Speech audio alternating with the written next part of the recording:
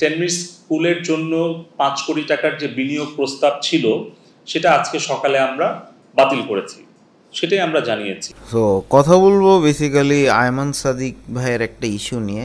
তা আমরা recently internet Surf করলে দেখতে পারবো যে কোটা সংস্কার আন্দোলন চলতেছে, এবং এটা আপাতত বর্তমান পরিস্থিতি তো আমরা সবাই কম বেশি যারা ইন্টারনেটে আছি তারা সে সম্পর্কে জানি, এবং আয়মান সাদিক ভাইও সেটার পক্ষে একটা কমেন্ট করে তার প্রোফাইল থেকে যে আমার ক্যাম্পাসে রক্ত কেন, এবং যার ফলে তার যে একটা ইনভেস্টমেন্ট পাওয়ার কথা ছিল স্টার্ট আপ বাংলাদেশ নামক একটা প্রতিষ্ঠান থেকে, সেটা বাধাগ্রস্ত হয়েছে এবং সেটা ক্যান্সেল হয়েছে। ফার্স্ট অফ অল একটা জিনিসটা ক্লিয়ার করতে চাই যে এখানে কোনো পলিটিক্যাল এজেন্ডা নিয়ে কথা বলতেছি না, বাট একটা জিনিস জাস্ট নোটিফাই করার জন্য যে আয়মান সাদিক ভাই জাস্ট তার ওপিনিয়ন দিছে, এবং এটার পরেই কেন তার ইনভেস্টমেন্ট আটকায় গেল, which is little bit painful. আমরা আমাদের ওপিনিয়ন একটা প্রতিষ্ঠান একটা ব্যক্তি থেকে আলাদা। 10 মিনিট স্কুলও যে সম্পূর্ণ আয়মান সাদিক রিপ্রেজেন্ট করে ব্যাপারটা তা না, এখানে আরও কর্মচারী কর্মকর্তা বৃন্দ আছে এবং আরও আনুষঙ্গিক লোকজন আছে। শুধু এক আয়মান সাদিকের স্টেটমেন্ট বা মুনতারিন শহীদ যিনি আছেন তার ওয়াইফ, আয়মান সাদিকের ওয়াইফ, তাদের স্টেটমেন্টের কারণেই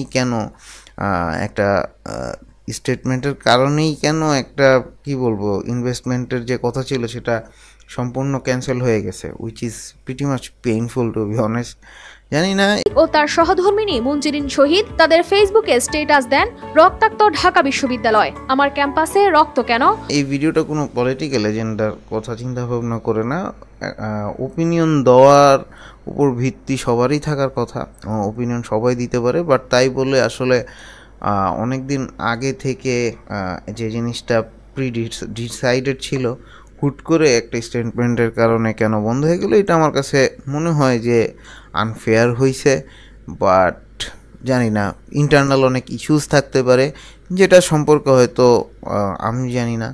আমরা যারা সারফেস থেকে যতটুকু দেখতেছি জিনিসটা আমাদের কাছে অনেক বেশি দুঃখজনক। অ্যাজ এ রেজাল্ট দেখা গেছে যে এখান থেকে কেন উনি এত বড় একটা ইস্যুর সাথে জাস্ট তার মত প্রকাশ করছে, এটা যে কেউই করতে পারে, অ্যান্ড অ্যাজ এ রেজাল্ট তো আমরা দেখতেই পারতেছি। হ্যাঁ, ইন্টারনাল অনেক ইস্যুস থাকতে পারে যেটা আমরা জানি না। এই ভিডিওতে আমি সেই জিনিসটাই তুলে ধরার চেষ্টা করতেছি, আশা করি আমার পয়েন্টটা আমি অ্যাকচুয়ালি বুঝাতে পেরেছি আমি কি বলতে চাচ্ছি, অ্যান্ড হোপফুলি এই ভিডিওটা এতটুকুই। আমি জাস্ট জিনিসটা কনসার্নটা রেজ করার জন্য ভিডিও বানালাম। I have no political issue or political agenda to it. So এই তো আজকের ভিডিওটা এতটুকুই। ভালো লাগলে subscribe and see in the next one.